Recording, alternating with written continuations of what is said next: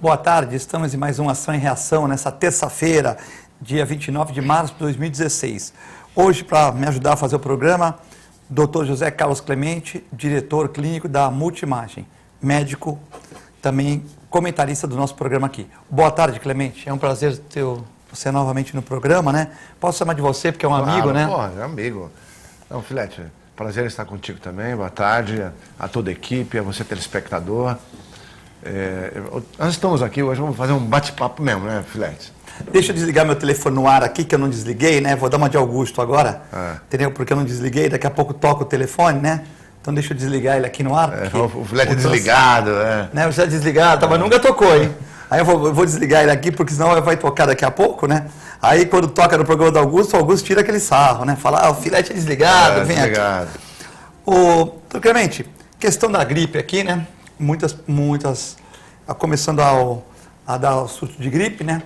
Muitos falam que é antes do inverno, porque tiveram muitas viagens das pessoas para os Estados Unidos, para o Canadá, então teve muita gente que veio para cá em questão de eventos, tudo, ou muita gente que foi viajar para os Estados Unidos, foi viajar para o Canadá e trouxe essa gripe aqui. E essa gripe parece que veio forte, né? Veio. Por sinal, eu estava falando com uma pessoa hoje da Vigilância Sanitária, há poucos minutos. Então o tema é atual. É bem atual. E ele estava comentando exatamente isso aí. Muitas pessoas que estão ligadas à vigilância sanitária e que foram até os navios para fazer, porque normalmente existe a avaliação da vigilância sanitária, né? Várias dessas pessoas acabaram pegando a gripe A, né? H1N1. Pegaram, ele próprio me confidenciou isso, que ele pegou, ficou uma semana de molho, quer dizer, um impacto forte, e ela realmente está se disseminando. E a gente está falando aqui da nossa região, mas... Tem gente que é médico e pensa que não pega, né? O médico tem resistência, mas aquele médico que fala no Fantástico, como é o nome dele? Drauzio Varela. Drauzio Varela, ele esqueceu de tomar a vacina de febre amarela, que eu tomei quando fui num congresso no Pará, né? Maravilhoso, Belém, né? Fui ver o Ver o Peso lá, já fui 2 vezes para lá. Tomei a vacina de febre amarela, né? E o doutor Drauzio não tomou e pegou febre amarela, quase morreu aqui em São Paulo, né? Foi. Não, realmente, a H1N1, que é a gripe A, ela não é também aquela coisa horrorosa como estão pintando, né? Se você pegar já do outro surto e comparar com a gripe comum, o índice de mortalidade na gripe comum é maior do que na gripe A, do H1N1. Mas isso não quer dizer que você não tenha que estar precavido, não quer dizer que possa ter contato à vontade, porque, na verdade, a contaminação se faz via nasal, via oral, né? Via nasal e via oral.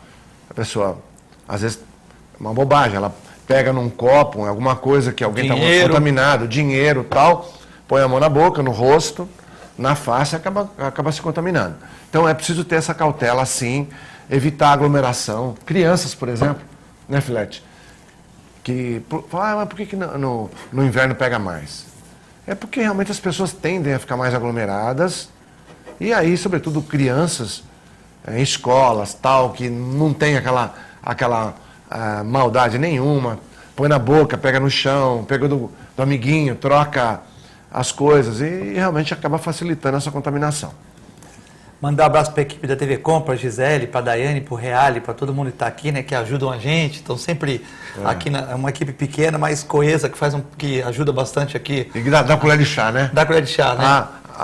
A Daiane me liga, olha, eu peço, me liga um pouquinho antes, 10 minutos, 15 minutos, me liga para não esquecer, aí tô eu aqui, né, Daiane? Agora que o Augusto está ausente, ela está mais tranquila, né, porque tem menos a fazer, ela pode ligar... Olha, o programa, tal, que não está fazendo as coisas para Augusto, só para televisão, fica mais fácil, né? Daqui a pouco o Augusto está me batendo aqui, né? Bom, e também a gente tem que, não é tão preocupante, né, mas a gente tem que entender que 30% da nossa sociedade, 25%, são pessoas de idade, né? Que já existe, não que as pessoas de terceira idade estejam mais, elas estão mais propensas, ou as crianças também, né?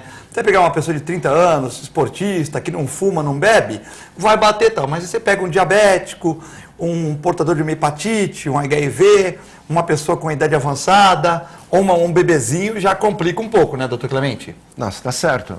Na verdade, tem muita gente que tem o contato com a gripe comum, ou H1N1, e na verdade não pega a doença, porque está bem resistente. É o sistema imunológico funcionando muito bem.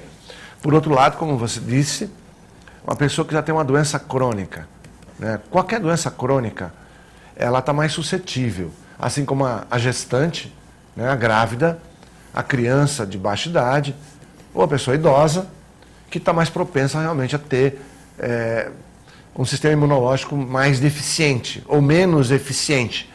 E com isso, não só a gripe, mas outras doenças contagiosas são mais facilmente apanhadas por conta dessa fragilidade imunológica. Agora, mesmo você não tendo uma fragilidade, não quer dizer que não vai pegar gripe, né? Todo mundo pega gripe de alguma forma. Tanto é que você vê o próprio setor público, ele todo ano, mais ou menos nessa época aí, ele acaba propondo a vacinação em massa das pessoas acima de 60 anos de idade, exatamente para evitar os riscos. Porque o problema não é só pegar uma gripe. Se você pega uma gripe e passa relativamente bem, aquele mal-estar, mas tá ok. O problema são as complicações. Então, a bronquite, a pneumonia, ou até outras doenças mais graves, né? A pessoa vai ficar em internação hospitalar e tal. Isso para o governo custa muito. Ou seja, ele vai ter um gasto que é muito maior do que comprar vacina para imunizar essas pessoas. Ó, essa cadeirinha que está vaga aqui, mostra a cadeirinha vaga aqui. Já mostraram aqui na câmera, né? Então, é do Dr. Jorge Tadeu Rogas, que está chegando no nosso estúdios agora, está chegando, né? E não, porque, sabe, eu falo isso, Daiane, porque depois, tá tanta gente na rua me perguntando, o Fábio Fronteria do Front 360, Filete, me leva no seu programa, o doutor Sidney, me leva no seu programa. Só que o programa não é meu, eu estou substituindo aqui o Augusto, tem uma lista aqui da TV Com e tal. Então vamos ver essa cadeirinha sem ninguém aqui, vão me dar uma bronca. Mas é que o doutor Jorge Tadeu, meu amigo, ele estava num atendimento e já falou que ia chegar um pouquinho atrasado. Então eu vou continuando com o Clemente, daqui a pouco o doutor Jorge Tadeu conosco também. Clemente, essa questão também da Dersa, né? Acho que é o segundo carro cai esse ano, né? O quarto carro nesse período de um ano e meio, né? Tá caindo muito carro, né? Hoje a Dersa paralisou as balsas, né? Das 10 até meio-dia e 20, né? Paralisou as balsas, parece que ficou uma trabalhando de cada lado para resgatar o carro vermelho daquela senhora, né? Que parece que ela sem querer, o cachorro entrou no equipamento lá e ela sem querer deu uma ré, o carro caiu e a praticagem foi rápida e ainda conseguiu salvar a senhora com o seu bichinho de estimação, né? Outro dia também, na atracação, a balsa parou, saíram 2 carros, o terceiro carro caiu na água. Aí o Cassione ontem falou, pô, mas o cara tem que estar distraído. Eu acho que o caso dessa senhora, sim, né? Mas o caso desse rapaz que caiu, o penúltimo que caiu, não, né? Tá saindo todo mundo, você pega o seu carro, sai. Se a balsa bate e volta, às vezes você não tem como brecar ali em cima, né? Pode acontecer, porque você está dirigindo. De repente você vai. Se a balsa bater e voltar, às vezes não dá tempo de brecar. Tá? Uma distração, enfim, né?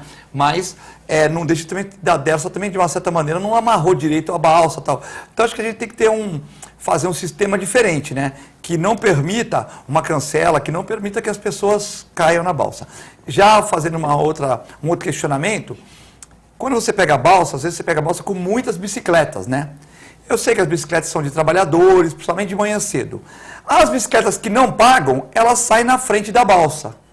É um absurdo. Você está de carro, sai 300 bicicletas na sua frente, a maioria não vai pela ciclovia, você vai no caminho cruzando com um monte de bicicleta na sua frente, cara, pode causar um acidente. Não era melhor, principalmente naquela balsa pequenininha, que é aquela balsa que vem do Guarujá Santos, que é aquela balsa que sai na esquerda. Vem 10 carros, não era melhor sair os 10 carros e depois sair as 300 bicicletas? Primeiro, os carros estão pagando. Segundo, os carros vão embora e as bicicletas vão atrás. Agora, você sair com 300 bicicletas na tua frente é um risco de ter um acidente, né? Quer dizer, é uma coisa que eu acho que a dessa devia melhorar. Eu já questionei ele. Ah, mas a bicicleta não esperam. Bom, é só você pôr uma corda e falar, não, vocês vão esperar. Primeiro vai sair os 10 carros. Porque sai as bicicletas na frente, aí você vai andando, tá cheio de bicicleta, fora da ciclovia e tal. Você demora 5 minutos para sair da balsa, mais 5 para você chegar no mercado do peixe lá. Porque das 200 bicicletas na tua frente, Não, daqui para lá tudo bem. Daqui para lá é perfeito, na volta. Daqui para lá tudo bem, tem uma bela ciclovia, né? Não, beleza. Agora de lá para cá realmente você tem razão. E os caras entram... Já pegou aquela balsinha pequena? Já. Então, aí fica mais bicicleta que carro. Aí, de repente, quando você sai, as bicicletas saem na frente. Em primeiro lugar, eu concordo, trabalhador, se estiver chovendo, o cara está tomando chuva, isso aí não tem questão. Mas sai 300 bicicletas.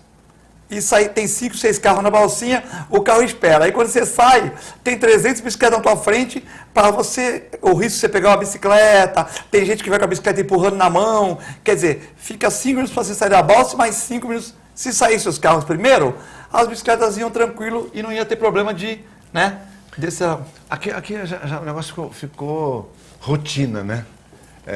Se você pegar no qualquer país civilizado aí, na verdade, seja bicicleta, seja moto, especialmente moto, não pode circular entre os carros. Ela é um veículo tanto quanto um automóvel. Então ela tem que ficar na posição de veículo. Agora aqui não, pô. Aqui vai entre os carros, buzina. Se você achar ruim, o cara quebra teu espelho. Enfim, não tem uma disciplina de trânsito. Dr. Jorge Tadeu Rodas, diretor da Home Life, tudo bem? Tudo bem, Flet, bom dia a todos, bom dia, Dr. Clemente, um prazer mais uma vez estar aqui. Está com muito serviço, a BMW não conseguiu passar no trânsito, muito trânsito ou muito serviço? Muita bicicleta, bastante trânsito, bastante bicicleta, né? Cuidado que esse de BMW, o Augusto falava que eu era o rei das kitnet, que eu alugava kitnet, eu vou almoçar no quilo, o cara quer uma kitnet, eu vou na rua, os caras querem me cobrar em dólar, porque acham que eu sou, que o Augusto falou que eu disputava com o Armênio, né? Uma brincadeira, né? De mal, assim, de bom gosto para ter de mal, porque eu falei que se me sequestrarem, tu vai pagar meu resgate, né? Agora eu estou falando que ele chegou de BMW aqui, é uma brincadeira com o amigo, né? Mas o que foi, o trânsito ou estava com... A correria do dia, né? Hoje é um dia muito puxado, essas mudanças de tempo, esse clima muito seco para o tipo de paciente que a gente atende, os pacientes de home care, de assistência domiciliar, principalmente os mais idosos, eles descompensam muito nessa época. Então, só desse feriado de Páscoa para cá, a gente já entrou aí com umas 30 antibiótico terapias. A Home Life, ela trabalha para um hospital? Explica um pouco o seu trabalho, ela trabalha para particular, como é que funciona? Fundamentalmente, ela trabalha mais de 95% para as operadoras. Então, a gente tem contrato com os planos de saúde e aí a gente presta o serviço de assistência em saúde, seja internação ou atendimentos parciais dentro do domicílio do paciente. Então, para tirar o paciente do hospital, para evitar, às vezes, uma contaminação, aquele estresse da pessoa ficar um ano dentro do hospital, você faz o tratamento em casa, quer dizer, a pessoa está lá com conforto familiar, no seu quarto, com o seu cachorrinho, com a sua tartaruga, exatamente, com a sua televisão, né, com qualidade de vida. Qualidade de vida e também evita também o congestionamento do hospital, né, evita também uma contaminação hospitalar, que sempre é uma coisa perigosa, porque mesmo com o melhor que seja o hospital, pode ocorrer, né? Porque é um lugar que tem muitas pessoas com problemas, né? Exatamente, Felipe. O hospital, ele é um local que faz inúmeros procedimentos. 100% dos procedimentos cirúrgicos são absolutamente passíveis de ser realizados no hospital e não são passíveis de realização no domicílio. Então, quanto mais o home care, a assistência domiciliar, prover o atendimento aos pacientes que não necessitam de tratamento especificamente hospitalar, mais você dá a oportunidade para que os pacientes que precisam de hospital possam utilizá-lo. Então, teoricamente, você disponibiliza leito para que as filas de cirurgia, por exemplo, não sejam tão grandes. Porque para você operar um paciente, você precisa do leito onde ele tem que ficar. Se o leito está ocupado por um paciente crônico, um paciente que teria elegibilidade para o atendimento domiciliar, esse leito estaria disponível, cria-se um ciclo virtuoso entre o hospital e o home care. Quer dizer que esse H1N1, essas gripes, essas questões afetam também pacientes de vocês que são muito de terceira idade também? Nossa, muito. Então vocês já estão sentindo essa questão nos pacientes que têm uma diabetes crônica, um outro problema grave lá, e já está juntando mais com esse problema dessas viroses. Você já sente isso? Muito, tanto nas crianças quanto nos adultos, com a seguinte peculiaridade, né, ou com a seguinte especificidade.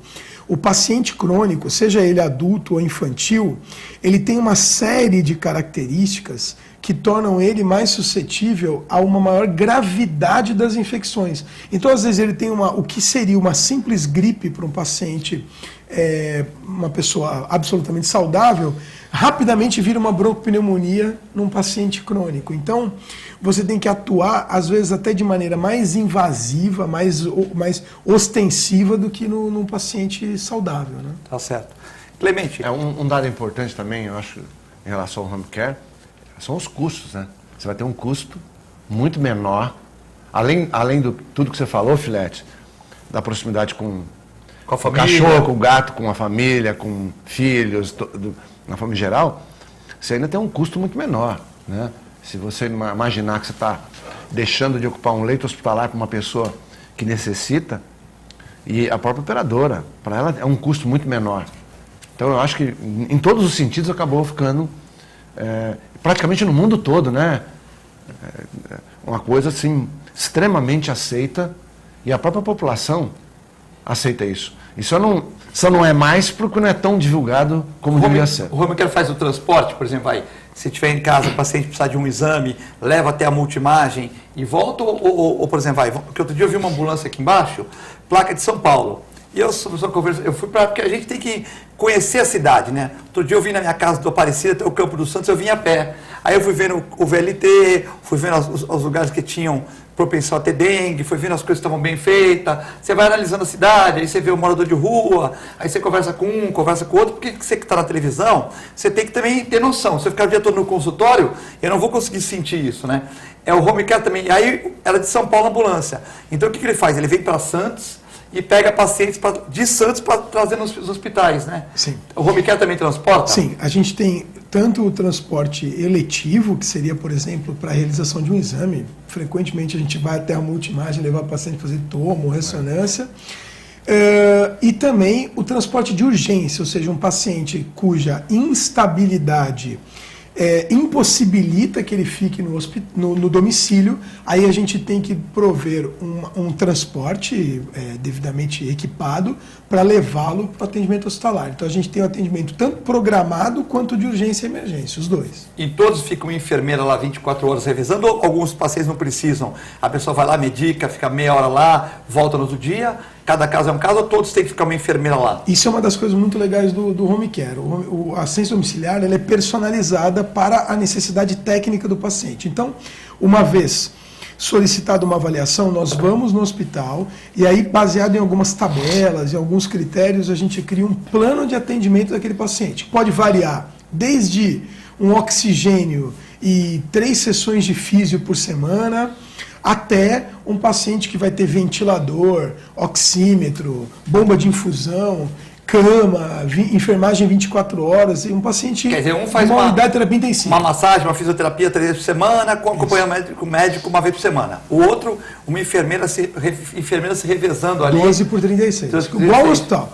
A gente cria critérios que são critérios. Olha, para o paciente ter qualidade de vida no domicílio, o plano de atendimento que ele precisa é esse. E uma outra coisa muito legal também... Mas isso quem decide? É vocês ou o médico que tem essa prerrogativa? A nossa equipe monta a nossa sugestão. Algumas vezes acontece do médico já impor uma necessidade, às vezes a gente começa a falar, olha, às vezes para menos, às vezes para mais. Né? Eu falo, olha, eu acho que tem que ter 12. A gente fala, não, 12 não adianta, tem que ser 24. Então eu falo, eu quero 24, não, mas pode ser 12. A gente entra nesse mérito. Sei, lógico, não é só... Às vezes o médico quer 24, você fala, não, pode ser 12. Gente... Pô, não quer gastar. Mas aí o outro pede 12, você fala, não, acho que isso aí não dá para ser 12. Tem os 12. Porque ela vai passar mal à noite e nós vamos explodir. Exatamente. Entendeu? Tem as duas situações. E o que acontece muito hoje em dia é a judicialização. Né? É a operadora ou a própria família que percebe que não terá a assistência que eles julgam necessária, e aí eles entram com processos judiciais, isso é muito frequente, você atender pacientes sob força de liminar, isso é muito comum. Muito comum. Mas veja bem, a gente tem que tentar sempre o entendimento, né? Porque se a gente for para... Eu entendi, você acha que 12 horas está bom, mas o médico também, mas ele arruma um médico que acha que é 24. Aí ele entra no judiciário... Na verdade, como é um juizado especial civil, na maioria das vezes, não precisa nem de outro médico. Não vai ao mérito, não tem perícia, né? Tá, mas o juiz, então, por exemplo, o juiz decide. O juiz você manda o seu, vamos para o hospital, manda o seu corpo jurídico lá, ela vai e o juiz vai analisar o que ele acha. Não, na verdade, a maioria das vezes é até independente. O hospital não participa disso, o hospital é bem fora da história. A operadora e a equipe definem um determinado atendimento, a família não satisfeita busca uma assistência jurídica que faz uma solicitação mais ampla, o juiz analisa, considera que aquilo ali está certo e ponto. O juiz estuda de acordo com a literatura, doença, tudo. Exatamente. Clemente, a questão das passarelas aéreas foram aprovadas pela Câmara de Santos, né? O empresário Armênio Mendes, ele quer construir uma passarela ali em frente ao Praia Mar, né? Para que ligue um empreendimento dele ao seu shopping, né? O que você acha dessa questão das passarelas aéreas? Eu tenho a minha opinião, né? Mas eu vou pedir a opinião do Clemente. Essa questão é uma inovação para Santos, já que algumas cidades nos Estados Unidos, no Canadá, ela já existe há muito tempo? Eu acho que se valer para todos, tudo bem, né? O que não pode valer vamos dizer, para um único investidor ou para um único empresário ou para um único prédio. Eu acho que se você liberar, porque nos Estados Unidos a coisa é técnica. Foi 17 votos favoráveis, 3 contrários, né? Ontem, e agora tem que ser sancionado pelo prefeito Paulo Alexandre Barbosa, né? Pois é, mas nos Estados Unidos, qualquer evento, pode ser nesse sentido que nós estamos falando, ou qualquer decisão, a gente está falando judicialização das coisas, lá nos Estados Unidos é definido tecnicamente, não politicamente. Então isso é uma diferença muito grande. Então, a decisão é técnica. Se você, como juiz, definir um critério para determinada coisa, vai ser assim com o Jorge Tadeu, vai ser comigo e com todos. Não tem decisão que não seja técnica. Não vai ser nunca política ou emocional. Então eu defendo isso. Mas que é a culpa? É a culpa do empresário ou do político? A culpa do empresário que quer construir ou do político que só deixa construir se tiver uma contrapartida? A gente tem que entender isso, porque de repente eu quero montar um um jardim, um jardim zoológico. Nós queremos montar um aqui, tá? Mais bacana, tudo. Aí não deixam. Então, mas o empresário quer investir, quer trazer emprego. Agora, ao mesmo tempo, de quem que é a culpa no processo no Brasil todo? É a da Odebrecht, que não consegue construir, ou ela que já nasce corrompendo? Essa é a questão importante, né? Não, com certeza. Se a Odebrecht não corrompesse, ela conseguiria construir? Agora, se ela entendeu? Essa é uma questão que também é importante, né? É uma questão saber, difícil. Por exemplo, porque se eu vou querer construir uma clínica veterinária do lado da sua clínica lá. Eu quero construir, quero ganhar meu dinheiro, quero dar emprego, quero fazer a boa ação para os bichos abandonados, quero a ajuda do Jorge na questão das ambulâncias, tal. Agora, aí falando, olha, começa a me pôr uma série de impedimentos, né? Essa questão que a gente tem que entender no Brasil, que as decisões, como você falou, tem que ser por mérito, não por política, né? Não pode ser política. Decisão política eu acho que complica. Agora, se realmente, vamos dizer, a Câmara entender que pode ser feito isso com todo mundo, na cidade, que todo mundo tem as mesmas oportunidades, eu não vejo por quê. Acho que teve 3 votos contrários, que foi do Evaldo, acho que do Furtado, e depois outro vereador já vejo aqui, que não concordaram. Os outros 17 concordaram, né? Qual a sua opinião, Jorge, sobre a questão das passarelas aéreas aí? Eu acho que o estabelecimento de critérios técnicos tornaria isso imune. Na verdade, não existe corruptor se não houver o corruptível. Então, esse é o grande problema. Existe um nexo causal.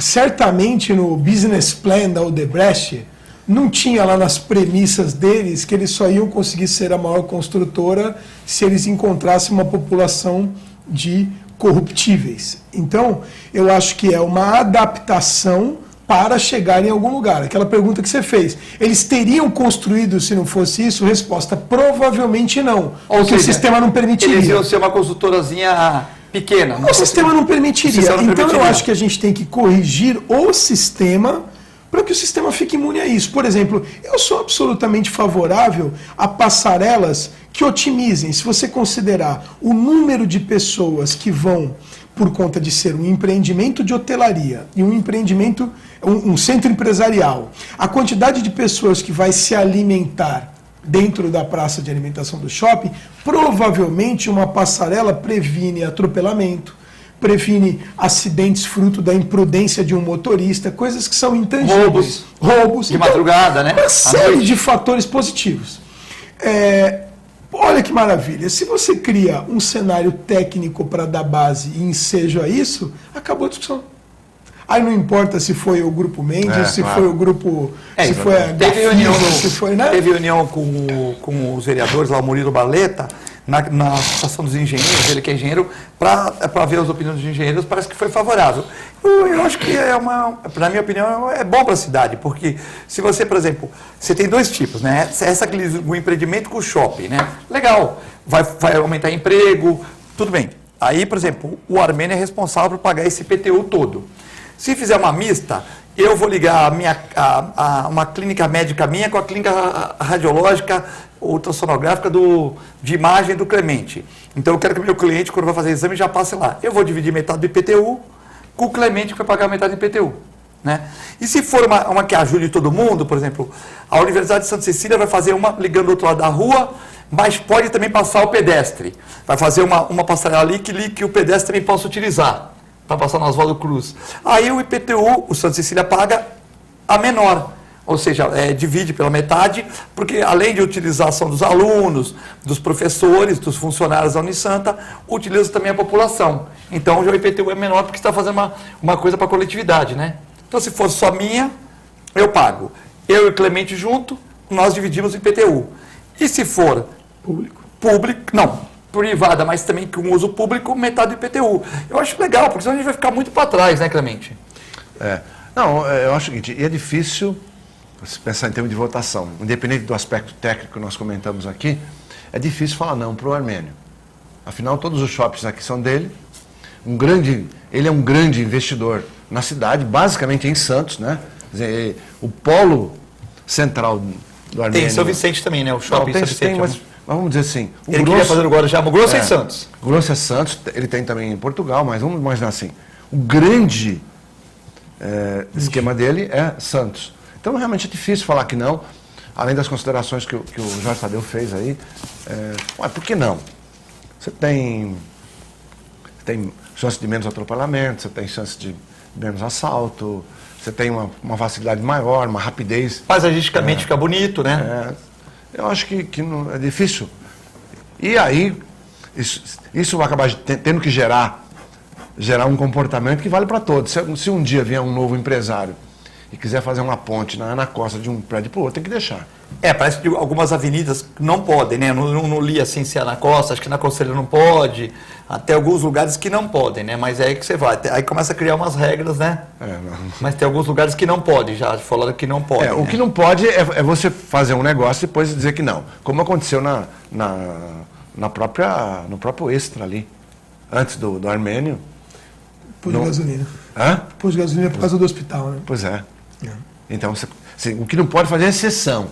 A gente entende que o Armênio é um bem necessário para a cidade, porque ele é um investidor, ele gera emprego. Muita gente, às vezes, fica falando besteira porque tem, vamos supor, um pouco de inveja, às vezes, de quem ganha dinheiro. Mas também não pode ser uma regra só para um, para dois, né, Clemente? Exatamente isso. De repente, essa é uma coisa meio complicada, né? Bom, vamos ao breve intervalo, já voltamos.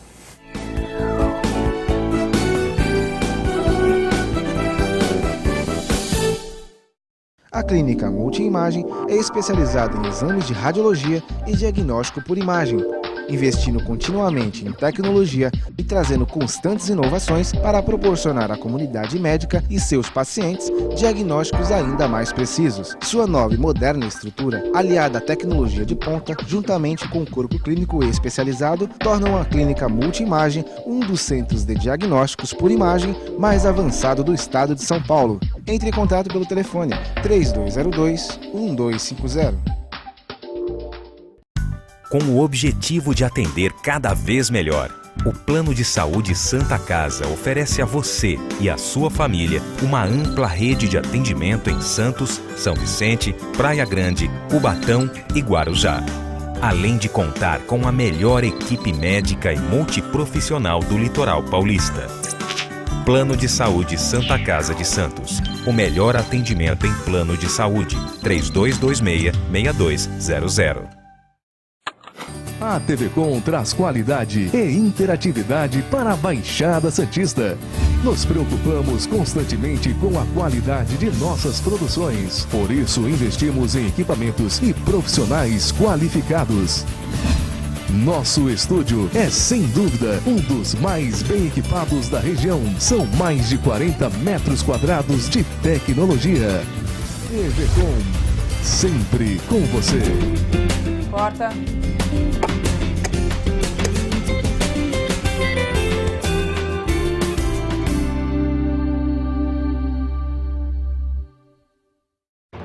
Sintracomos, 76 anos de lutas e conquistas em prol do trabalhador. Um sindicato forte a serviço do trabalhador. Este é o Sindicato dos Trabalhadores nas Indústrias da Construção Civil, Montagem e Manutenção Industrial e do Mobiliário de Santos, Cubatão, Guarujá, São Vicente, Praia Grande, Mongaguá, Itanhaém, Peruíbe e Bertioga. Associe-se ao Sintracomos e faça parte da nossa família. Administração, Presidente Macaé Marcos Braz de Oliveira.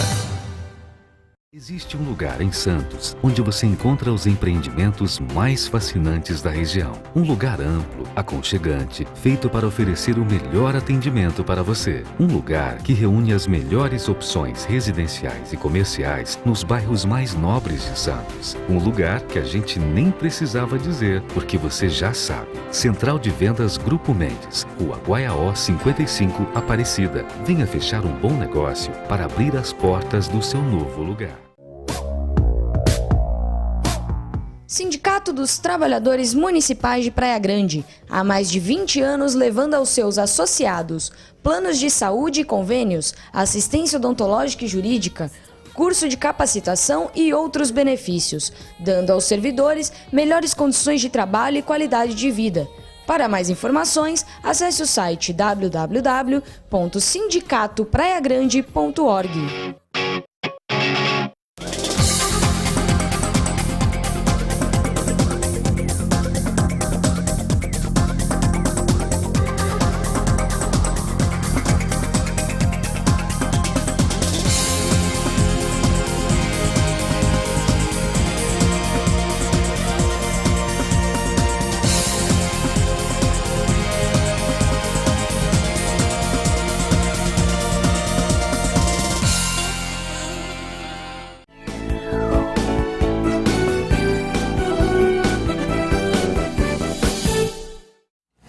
Estamos de volta no segundo bloco do Ação e Reação nessa terça-feira. Eu, Eduardo Filete, substituindo o nosso grande Augusto Capô de Casa. Hoje, para me ajudar a fazer o programa, Dr. José Carlos Clemente da Multimagem e Jorge Tadeu Rogas da Home Life. Vamos aos nossos apoiadores, senão o debate fica bom. Hoje não vamos falar do Lula, não vamos falar de Dilma, não vamos falar de PMDB que vai largar o governo, não vamos falar nada disso. Vamos falar de temas da cidade, né? Porque ontem nós falamos muito nisso e todo o programa que ela liga fala do Lula, que a Dilma está acuada, que o PMDB vai sair, ela vai ficar sozinha, que vai ter o impeachment, tá? Hoje vamos falar só de temas locais, né? Bom, falar dos apoiadores, um abraço pro pessoal da Ozan. Se você quer um plano de assistência familiar, faça igual o Nelson, o nosso comentarista, o Nelson, ou o João Vilela, faça um plano de assistência familiar. Liga para 32288000, fala com o Fábio Garibe e mais informações www.ozan.com.br. Ozan, mais que 500 mil associados na Baixada Santista. Também agora um abraço para o pessoal do restaurante Boqueirão Express Grill, Rua Lobo Viana 89, ao lado da Unisanta. Um abraço para a família Teixeira, eu e o Clemente estivemos lá outro dia numa palestra, né? Um abraço para o Marcelo, para a Lúcia, para a Silvia, para a Cecília, para toda a equipe, para a tia Emília também, né? Ao lado da Unisanta, em frente ao Supercentro do Boqueirão. Mandar um abraço para o Paulo e para o Nelson, que são os proprietários do Boqueirão Express Grill. Voltando a falar aqui no programa, né? Tem uma discussão também sobre a questão das ambulâncias, né? Do SAMU, que é obrigado a levar o paciente, Jorge, para o hospital público. Então tem algumas pessoas estão se mobilizando para que o SAMU possa levar o paciente, se ele tiver convênio, para o hospital que ele queira ir, né? Então, de repente eu tenho o convênio CACI, olha, eu quero ir na Costa, por causa da saúde, beneficência, eu quero ir para Santa Casa. Não precisar antes eu passar num serviço público que sobrecarrega mais o serviço público, né? O cara tem plano de saúde, para que ele vai para aquele atendimento, para aquele equipamento, se ele já tem ele quer ir para outro local? O que você acha disso? Eu acho um absurdo. em todos os sentidos, e eu vou deixar bem É um claro. absurdo a pessoa ir para o atendimento público ou poder escolher? Essa questão da escolha. E eu vou explicar o porquê, apesar de eu ser um sujeito, eu sou um médico formado quase que 100% no segmento privado. Mas eu vou explicar o porquê. Mas é legal a gente saber a opinião, porque todo mundo acha um absurdo não poder levar. E é legal a pessoa ter o contraponto e a pessoa da área, né? O sistema público, o sistema público como um todo, ele está cada vez mais criando adaptações para transferir as suas responsabilidades. Então, surgiu a microcefalia do Zika vírus, fácil de resolver. Está tendo muito caso, muda o tamanho da microcefalia. Que aí tem uma parte dos casos... 33 passa para 32. Exatamente. 34, 33... Então, assim, a lei 965... 34 na Alemanha é 34. Exatamente. No país nos Estados Unidos é 35. Aqui 33, 32. Exatamente. Daqui a pouco 30. É fácil. Então, a lei 965... Olha, a gente não tem dinheiro para comprar quimioterápico. Não, faz o seguinte, pega a lei 9656, chama a ANS e fala, ó, quimioterápico quem paga é o plano. Então, o sistema público, daqui a pouco, ele vai ficar privativo. Ele vai ficar específico, né? Olha, eu só atendo HIV, eu só atendo transplante e o resto é problema do terceiro setor ou do setor privado. E você já paga um imposto alto para isso, né? Exatamente. E eles não estão fazendo, quer dizer, cada vez mais eles estão largando o plano de saúde, né? Exatamente. Qual é a preocupação específica sobre a emergência? Atender uma emergência não é uma prerrogativa de todos os hospitais privados. Uma coisa é você atender um infarto, fazer um eletrocardiograma e colocar numa UTI. Outra coisa é você atender um baleado, um atropelado. Você precisa de um back-office, de uma equipe de retaguarda, que inclusive o governo SUS chama isso de RUE, de Rede de Urgência e Emergência, que é um plano de cuidados do Sistema Único de Saúde, que prepara e capacita o hospital para atender situações de trauma. Porque uma coisa é falar, olha, eu estou com uma suspeita de pneumonia, aí chama o SAMU e fala, em vez de me levar para o SUS que está lotado, me coloca no Hospital Ana Costa, porque eu tenho convênio que atende no Ana Costa. Agora, o problema é essa escolha ficar à mercê da equipe que está na rua e da família e, de repente, colocar o paciente num hospital que não tem estrutura.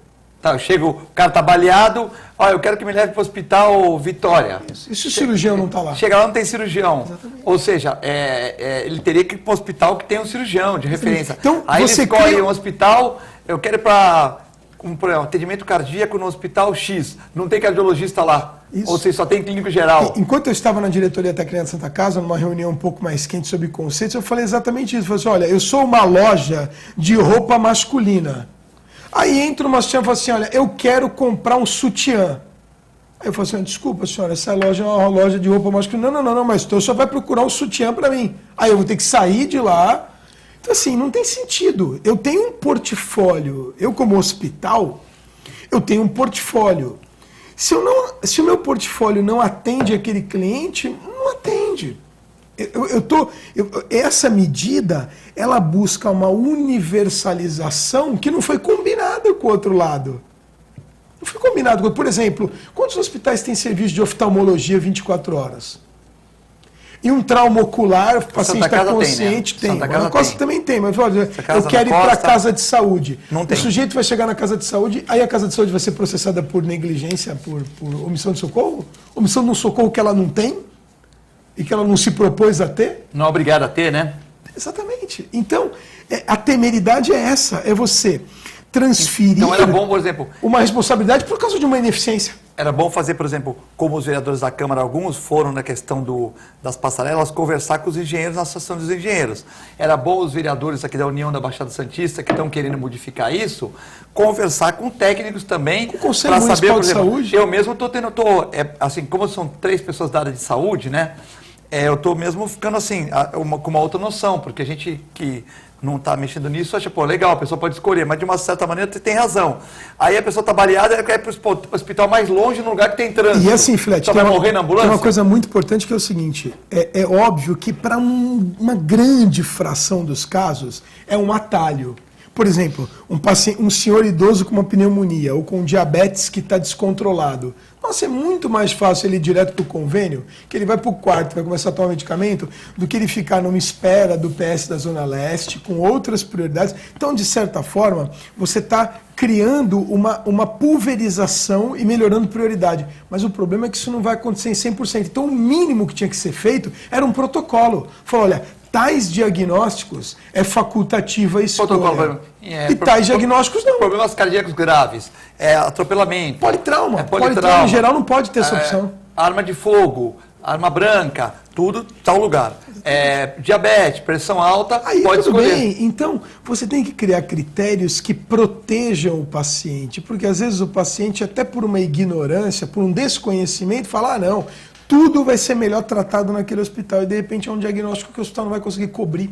Doutor Clemente, essa questão aí. Eu acho que vocês já falaram tudo, mas realmente tem toda a lógica.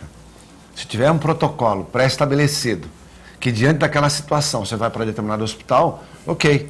As pessoas treinadas, orientadas, e tudo bem. Fora isso, realmente não tem condição. Você vai pegar, acabamos de falar aí, vários hospitais que não atendem um monte de coisa, né? E como é que você vai mandar o cara lá? E o Brasil, Clemente, é o país das exceções, né? Então, por exemplo, vamos usar o sistema de regulação pública de saúde. Você tem lá uma central de vagas, tanto do Estado quanto do município, que administra a distribuição dessas vagas e que gerencia a distribuição. Aí, num dado momento, você está na Santa Casa, por exemplo, e você não tem vaga. Não tem. Está zerado de vaga. Estamos com a sala de emergência lotada, o pronto-socorro fechado, o PPA fechado. A central de regulação liga para você e fala assim, está indo um vaga zero. Uma vaga zero que não existe? Vaga zero, o paciente está num local, onde ele está num local, ele vai ser transferido para um local em que não existe. Pode estar até num corredor, mas está tomando soro, medicamento. Ele vai ser transferido para um local que não existe para não ser atendido. Mas como é que a central manda uma vaga zero? Ela manda. Não, mas se não tem vaga, como é que ela manda? Vaga zero, por isso chama zero, não tem, é uma vaga que não existe. Se vira para dar um jeito. Mas a central foi justamente formada para não ter isso, né? Não é assim. Mas ela manda para vaga zero? E aí como é que você faz? Aceito, não tem jeito. Tá. É complicado, né? Não, é complicado. Tinha que ter uma recusa. Quer dizer, não, vaga zero não existe, uma coisa desse tipo, porque realmente é louco, né? É louco. É louco. A medicina, eu vou falar na parte da veterinária, ela é muito, né? Por exemplo, na minha clínica tem 53 canis. Ah, mas você está falando disso agora. Você nunca, se você pegar 10 clínicas em Santos, não tem 53 cachorros internados. Porque isso era numa época que dava parvovirose, diarreia de sangue, outro tipo. Hoje você tem 8 internados numa salinha com uma enfermeira 24 horas vigilante. Antigamente era diarreia de sangue, vômito, sinomose, cachorro atropelado, ou seja... Então hoje você tem que transformar esses canis em hotel, em outra coisa. Muda, porque quase todo mundo vacina cão hoje. Aquela pessoa que não vacina, geralmente ela vai procurar um atendimento público para o cachorro, que já tem, logicamente, que ela vai esperar uma fila, não vai ter aquele conforto térmico, mas enfim, mas ela vai achar, ou vai pedir para algum veterinário fazer uma boa ação, enfim. Mas hoje não interessa você ter mais 53 canis. Quando eu formei, era excelente. Por quê? Porque você tinha muito cachorro, você internava todo mundo e você tinha 10 de alta por dia, entrando mais 5, era uma loucura. Você tinha mais cachorro internado que cachorro na sala de espera. Hoje mudou totalmente esse perfil, mudou no Brasil inteiro. Hoje tem cara que tem uma salinha de 4x4, com ar-condicionado, tudo de alumíniozinho, com os internados dele ali, conforta, uma clínica enorme, tal, dá para por quê? Porque hoje em dia... como você falou, a clínica está aberta 24 horas, o cara leva de manhã à tarde para tomar soro. E você para que precisa internar o cachorro? É um mérito que a gente discute aqui frequentemente, estratégia. Quando uma ação não está sendo eficiente, você mexe na estratégia. Então, por exemplo, será que essa discussão SAMU, remoção, hospital público e privado, não deveria dar ensejo a uma discussão um pouco mais longa, que não terminaria esse ano eleitoral, ou seja, não seria um feito eleitoreiro, não seria uma política de governo, e sim uma política de Estado, de se criar uma rede de contingência? Lógico. Ou seja, uma central num tablet, onde o SAMU está vendo, olha, para esse diagnóstico, eu estou com vaga aqui. Aí a família fala, olha, eu tenho convênio com tal lugar. Pô, esse lugar está com vaga, não tem problema. Esse diagnóstico atende. Ou seja, será que não é hora de se criar estratégias mais de longo prazo, a gente vive em torno de 4 anos. E não é tão difícil assim, né? Não é tão difícil. Eu sei, o cara tem os convênios, ele tem uma emergência oftalmológica, ele vai ver quem está aberto, quem pode recebê-lo para evitar a vaga zero, evitar tudo isso, né, Clemente? Tinha que estar tudo integrado, né? Eu acho que realmente o Jorge chamou a atenção, é estratégia.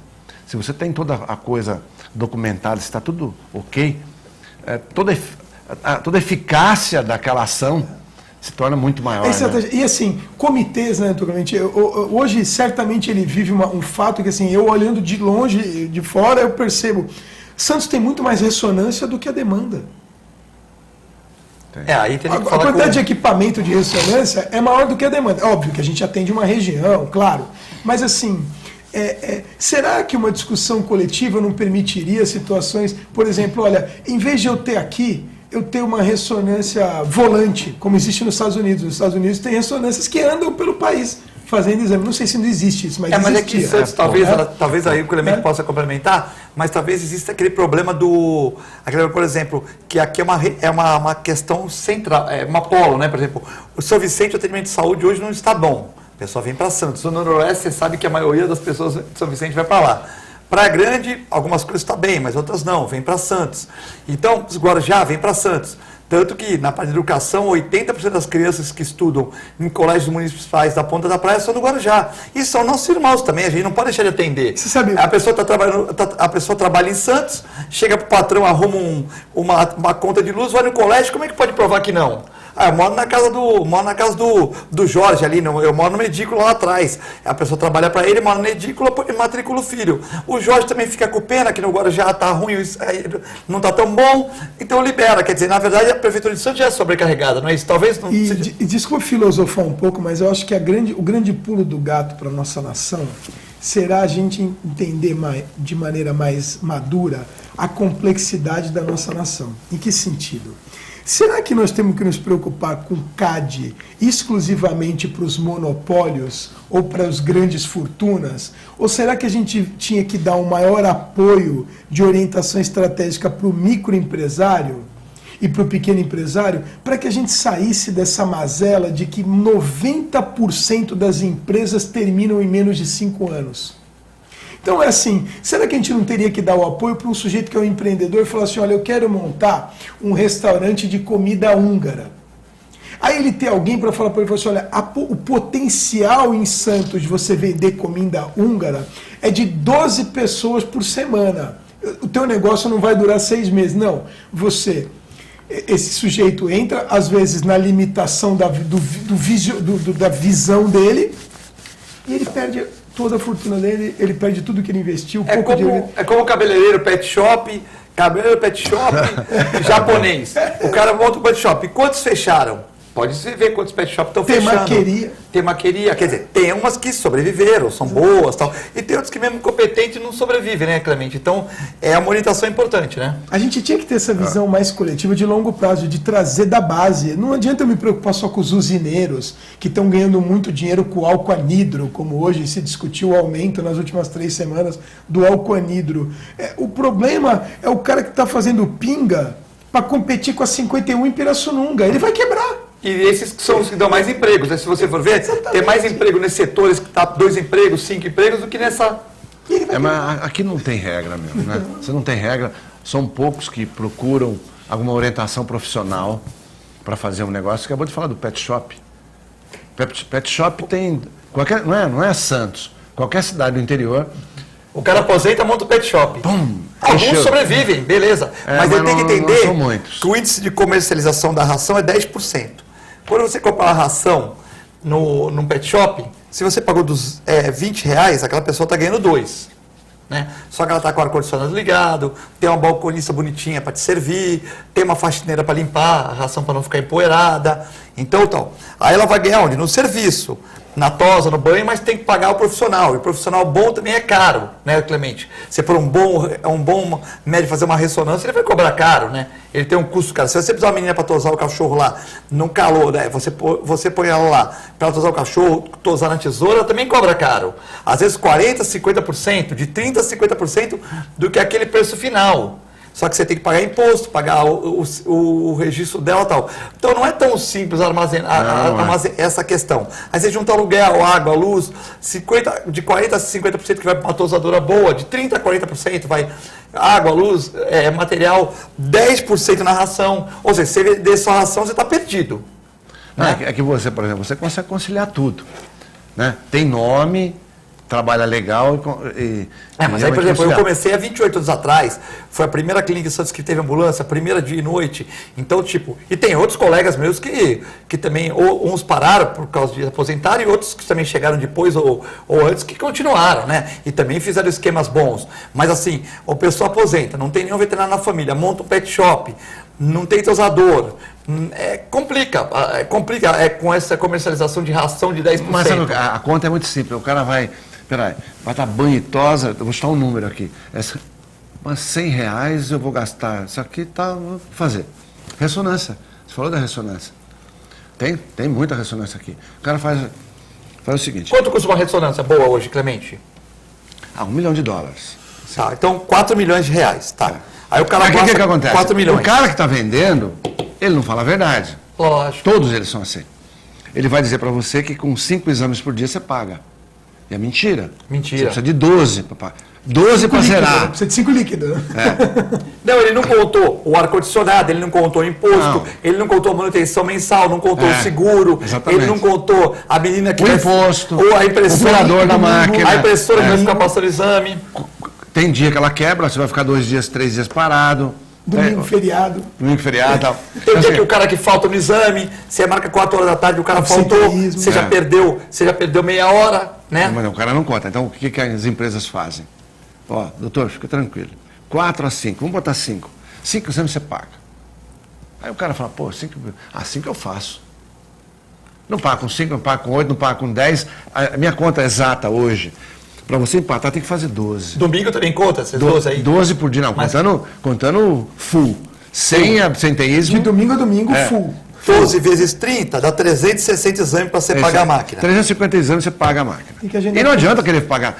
Porque é o seguinte, no primeiro ano ainda você tem a garantia. No segundo ano, tem mais garantia. Uma ressonância hoje para manter, eles vão te cobrar entre 25 e 30 mil reais mês. Fazendo um exame. A garantia, a manutenção, fosse por para chamar 30 pau obrigatório por mês. E seguro, por mês. Isso seguro e manutenção. Isso aí, você vai pagar 30 mil, fazendo um exame ou fazendo 500 exames no mês. Tá. O preço é fechado. É o seguro. Aí o cara fala, não dá. E quebra mesmo. Quebra. Sabe, Filete, eu tive a oportunidade em 2011 de participar de fazer um curso de imersão num local chamado Babson College, em Massachusetts, nos Estados Unidos. E eu tive aula sobre empreendedorismo, foi uma parceria com a Endeavor, que é um sistema de empreendedorismo brasileiro muito bom, do Sicupira, lá da Ambev, né? E eu tive aula com 2 sujeitos, um deles foi o cara que inventou a máquina digital fotográfica, e o outro foi o cara que inventou o Excel e vendeu o Excel para a Microsoft. Ou seja, 2 empreendedores altamente bem-sucedidos. Muito legal a abordagem deles. Muito antes de se falar do plano de negócio, eles pediam para a gente dar valor para o lance dos 4 Ps. Ou seja, primeiro, quem é o teu cliente? Quem é o teu cliente? O teu cliente está em que local? E quem concorre pelo teu cliente naquele local? Porque aí aquela molecada toda, eu era até um dos mais velhos no curso, fala, não, eu quero montar um aplicativo que vai fazer, sei lá, vai gerar conselheiro para empresa de grande porte. Eu falei assim, ele falava assim, tem no Google? Tem. Então o teu concorrente é o Google. Você consegue concorrer contra o Google? Não, então nem abre a tua empresa. A conclusão dele era assim, a análise dele era assim, quem é o meu cliente? Com quem que eu vou concorrer? O que eu vou agregar em que local? Então, essa visão é muito importante. Quem é o meu cliente? Se eu não sei quem é meu cliente, eu não posso nem começar. Foi o problema da Casas Bahia. A Casas Bahia, ela estava em declínio e ela pediu uma consultoria de marketing. A consultoria de marketing chegou à seguinte conclusão. Quem é o cliente da Casas Bahia? Era o cara que fazia crediário, classe CD daquela época. Beleza. A classe CD usa terno? A classe CD fala bonito? Não. Então, Por que o vendedor que aparecia na televisão andava de terno falando bonito? Ele não se identifica com o cliente. Aí o que fizeram? Colocaram aquele abobado que falava alto, que gritava, explodiu de vender. Por quê? Porque o cliente se identificou com a loja. Sinergia. Então, essa visão é a estratégia que a gente tem que tentar evoluir. Aí tem o Sebrae, existem institutos tentando fazer isso. Muito sérios. O Empretec do Sebrae é um curso sensacional de empreendedorismo. Só que ele tem que ser mais acessível, né? Mais difundido, né? Bom, o Sebrae, o pessoal que for para o Sebrae realmente para montar um negócio, esse cara é difícil fechar. Né? Como você falou, a grande maioria fecha nos primeiros 5 anos. Os caras do Sebrae batem 80% sem fechar. Ou seja, buscou realmente uma alternativa de quem entende do mercado. Né? O Aldinei está mandando um abraço, falou que o programa foi muito bom, que a gente não falou de política hoje. O Werner Bruch Filho, Leia Brucha, né? Werner Brucha Filho, e a sua esposa Andréia, né? Ele que é filho do primeiro médico que fez o implante de mão no Brasil, em Santos, né? Do Werner Brucha. Eu lembro, né? do pai. Lembra do pai? Então estava assistindo o programa. Paulinho Macarrão também mandou um abraço, né? O Fábio Frontelola do Front 360 também, que quinta-feira vai estar no Dalmo, todos vendo o programa, né? Queria mandar um abraço a todos e dizer para o Jorge, foi um prazer tê-lo no nosso programa. Foi legal porque abordamos coisas aqui com o Clemente, com você, que o telespectador não sabe, como a questão da ambulância, como a questão dessa obrigatoriedade de levar para onde o paciente queira, que não é sempre o ideal, né? O Clemente também falou do custo das máquinas e discutimos o problema da cidade, né, Clemente? Não, foi legal. Foi legal, um prazer de novo estar contigo, com o Jorge, agradecer a toda a equipe, a você, telespectador, pela sua audiência. Fiquem com Deus. Até a próxima oportunidade. E até amanhã, se Deus quiser, ele é de querer.